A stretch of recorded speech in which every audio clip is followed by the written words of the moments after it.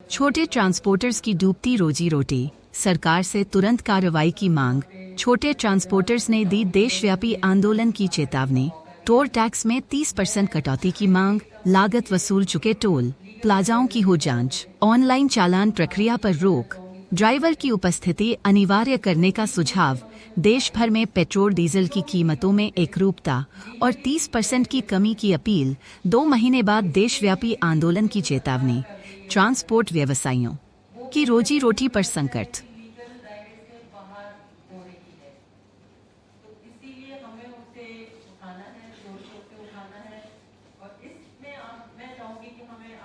सहयोग मिले ताकि हम इसको बहुत ही कारगर रूप से उठा सकें और हम आप सबके लिए न्याय पा सकें। इससे पहले कि मैं और अपनी बात डिटेल में रखूं, मैं चाहूँगी कि सबसे पहले हम कबीरा साहब को सुनें कि उनका इसके बारे में क्या है।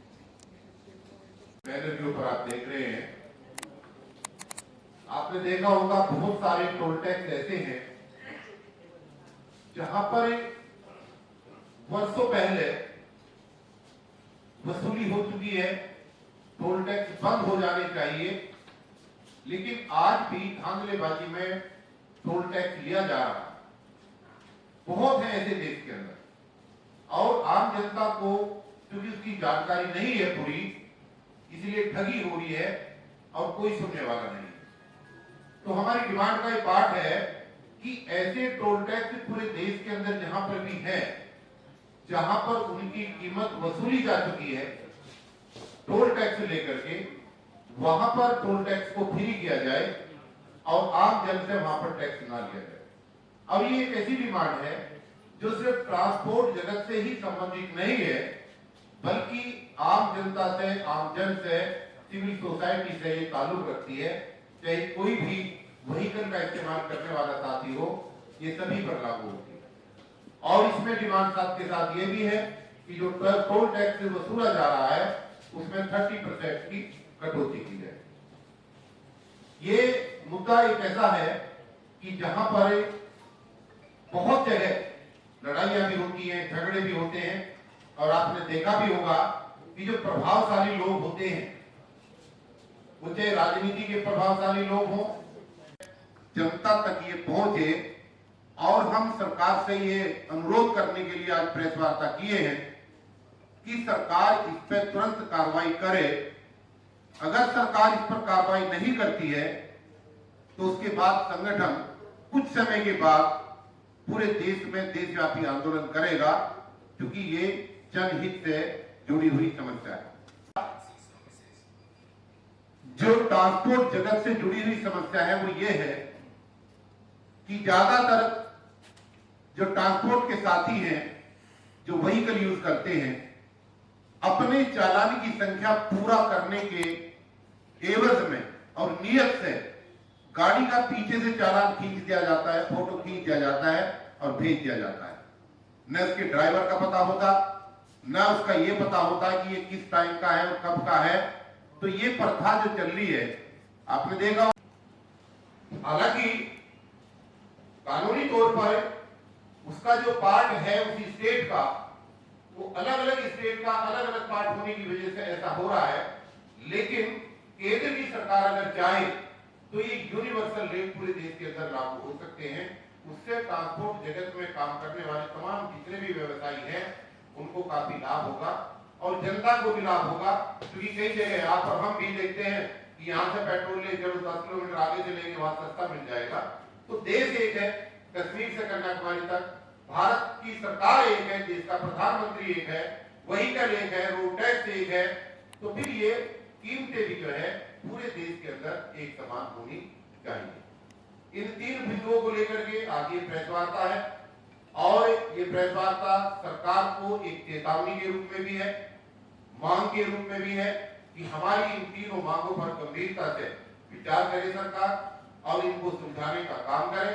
अगर सरकार ने इन बिंदुओं पर गहनता से और गंभीरता से चिंतन ना किया और इन पर विचार करके इनको सुलझाने का काम ना किया, तो आने वाले 2 महीने के बाद हम दोबारा पुनः प्रेस वार्ता करके देश के तमाम उन सामाजिक संगठनों को, जो अभी इस प्रेस वार्ता का पार्ट नहीं है उन सबको इसमें हिस्सा बनाएंगे, क्योंकि ये जो मैंने आपको दोनों तीनों समस्याएं बताई है ये सब की सब समस्याएं जनहित की समस्याएं हैं। और इस ट्रांसपोर्ट जगत के अलावा हम दिल्ली के अंदर, पूरे देश के अंदर ठेकेदारी पर काम करने वाले तमाम कर्मचारियों का आंदोलन भी चलाते हैं। हमने ईवीएम का भी आंदोलन चलाया है। हमारे साथ एक नहीं बल्कि कई सौ सामाजिक, धार्मिक और कर्मचारी संगठन जुड़े हुए हैं। हमारा उनसे भी आग्रह रहेगा और हम सब लोग इन प्लेटफॉर्म से भी जुड़े हुए हैं कि अगर सरकार ने हमारी बातों को ना माना तो निश्चित रूप से हम जो है आंदोलन के लिए मजबूर होंगे। और देश में अगर आंदोलन होता है तो इसकी जिम्मेदार केंद्र की सरकार होगी। और जो जनता का शोषण हो रहा है ये जनहित के मुद्दे को हम निश्चित रूप से उठाएंगे। आपको इसीलिए आमंत्रित किया गया है, आपको इसीलिए बुलाया गया है। हम चाहते हैं कि हमारी आवाज जो दूर तक नहीं जा पाती, आपके चैनल के माध्यम से, आपके अखबार के माध्यम से इस आवाज को आप, ये जनहित की समस्या है, आप पहुंचाने का काम करेंगे, ऐसी हम आपसे उम्मीद करते हैं। नमस्कार।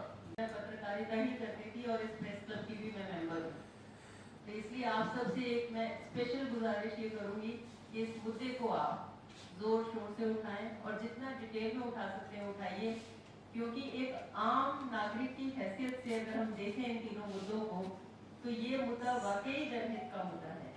और एक पत्रकार होने के नाते, आप सब और वकील होने के नाते, मैं अगर इसको हम नहीं उठाएंगे तो आम जनता का मुद्दा कौन उठाएगा? एक बहुत बड़ा सवाल है जिसमें हमें गंभीरता से काम करना चाहिए। इसलिए मुझे बहुत खुशी होगी अगर आप इसमें बढ़ चढ़ के हमारा सहयोग करेंगे। आइए अब सुनते हैं हम चरणजीत जी इस बारे में क्या करेंगे। मैं Shyam Sundar, general secretary Delhi NCR transport Ekta Manch. साथियों, आज प्रेस वार्ता इसलिए रखी गई है कि देश में टोल टैक्स मुक्त भारत की तरफ कदम बढ़ाते हुए सरकार से हमने 30% टोलों की दरों को कम करने की डिमांड रखी है और जो टोल टैक्स अपनी कीमत वसूल चुके हैं उनको पूर्णतः बंद करने की डिमांड रखी है। दूसरी डिमांड हमने रखी है कि जो ऑनलाइन चालान पुलिस अधिकारी या आरटीओ खींच के भेज देते चलती गाड़ी का पीछे से, वो बिल्कुल बंद हो वो तरीका। और अगर कहीं चालान में ड्राइवर की गलती है तो ड्राइवर की अनिवार्यता उसमें सम्मिलित हो, वो जरूरी हो कि भाई ड्राइवर उसमें शामिल है। तो वो हम उसका विरोध नहीं करते लेकिन समर्थन करते हैं कि ड्राइवर शामिल हो, लेकिन वो पूरी तरह से जो पीछे से चालान खींच के भेजने की, फोटो खींच के चालान के भेजने की प्रक्रिया बिल्कुल बंद होनी चाहिए। तीसरी डिमांड हमारी ये है कि डीजल पेट्रोल की कीमतें, सीएनजी की कीमतें 30% कम हो और वो 30% कम हो और पूरे देश में एक समान रेट हो। एआई के थ्रू से भी होने वाला है कि चालान को लेकर, तो उसको क्या लगता है, आपको कानून में रहना चाहिए या नहीं? एआई के हाँ, वो मैं समझ आपकी बात। देखिए, वो भी क्या करेंगे, वो पीछे, मैं आगे जा रहा हूँ बाइक लेके और वो पीछे से आएगा, वो भी पीछे से देखेगा। समस्या पीछे की तो बात हो रही है। अगर मैंने वो कहीं गलती की है या मेरे ड्राइवर ने गलती की है तो मैं उसको, आप मुझे रोको, मेरी गलती का एहसास करो, मैं एक्सेप्ट करूंगा तभी तो मैं जुर्म कबूल करूंगा। वो पीछे जो एआई नया जो तरीका चलाने वाले जो नई टेक्नोलॉजी ला रहे हैं वो भी पीछे से ही है, वो आपको आगे से थोड़ी रोकेगा, वो भी पीछे से ही आएगा, आपके पीछे से बाइक लेके आएगा। हम उसका भी विरोध करते हैं। तो क्या लगता है आपकी प्रेस वार्ता से क्या मैसेज आना है सरकार को? क्या टोल सरकार को हमने एक मास पूर्व हमने राष्ट्रपति महोदय से लेके सारी सरकार को हमने पत्र लिखा, राज्य सरकारों को पत्र लिखा है। आज पुनः फिर वो पत्र की दोबारा दोहराया गया है और आज के पत्र में उनको हमने 2 महीने का समय दिया। अगर सरकार हमारे इस पे विशेष ध्यान नहीं देती है तो हम देशव्यापी आंदोलन छेड़ेंगे, उसमें चक्का जाम भी हो सकता है। Thank you so much. मैं एक वकील हूँ, सुप्रीम कोर्ट में प्रैक्टिस करती हूँ और मैं सोशल एक्टिविस्ट भी हूँ, सामाजिक कार्यकर्ता जिसे कहेंगे। और मैंने काफ़ी एनजीओज़ के साथ में काम किया है और कई एटलीस्ट 14-15 एनजीओज़ हैं जिनको मैं फ्री लीगल एड भी देती हूँ। और नेशनल इंटरनेशनल फोरम्स पे जाने का मुझे मौका मिला है। 3 तलाक का केस मैंने किया था मुस्लिम विमेन के फेवर में। और अभी मैं मौजूदा हालत में दिल्ली एनसीआर ट्रांसपोर्ट एकता मंच की लीगल एडवाइज़र हूँ और हम लोग समय समय पे इनकी जो भी समस्याएं हैं लीगल, उसे उठाते रहते हैं और प्रेस वार्ता करते रहते हैं। और आज की जो प्रेस वार्ता थी उसमें खास करके हमने 3 मुद्दों को उठाया है। तीनों मुद्दे जो है ट्रांसपोर्ट विभाग से ही ताल्लुक़ रखते हैं और तीनों मुद्दे अहम हैं और मुझे लगता है कि कहीं ना कहीं इसमें नागरिकों के साथ गलती हो रही है या उनसे इलीगल टैक्स वसूली भी हो रही है। हमें उठाना चाहिए एंड आई एम श्योर कि हम इसमें कामयाब भी होंगे।